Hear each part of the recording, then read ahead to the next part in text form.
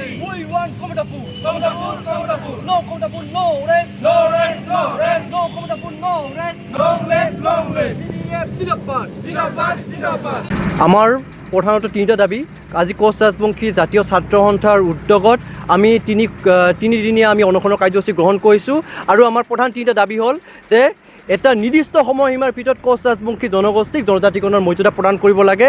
দ্বিতীয়টো হৈছে 2027 চনৰ জানুৱাৰী মাহৰ ভিতৰত আমাৰ কমতাপুৰ অট'নমাছ কাউন্সিলৰ যি ইলেকশ্যন সেই ইলেকশ্যন অনুষ্ঠিত কৰিব লাগে আৰু আমাৰ অন্তিমটো দাবী হৈছে যি কমতাপুৰ আমাৰ ঐতিহাসিক এটা দাবী কমতাপুৰ সেই কমতাপুৰ ৰাজ্য ৰাজনৈতিক সমাধান আমাক এই তিনিদিনৰ ভিতৰত 25ৰ পৰা 28 তাৰিখলৈকে যি আমাৰ অনশন কাৰ্যসূচী আছে এই তিনিদিনীয়া অনশন কাৰ্যসূচীত এই তিনিটা দাবীৰ প্ৰতি চৰকাৰে সন্মান প্ৰদৰ্শন কৰি এক লিখিত তেওঁলোকে প্ৰতিশ্ৰুতি কোচ ৰাজবংশী জাতীয় ছাত্ৰ সন্থা আৰু কোচ ৰাজবংশী জনগণৰ ওচৰত তেওঁলোকে লিখিতভাৱে দিব লাগিব।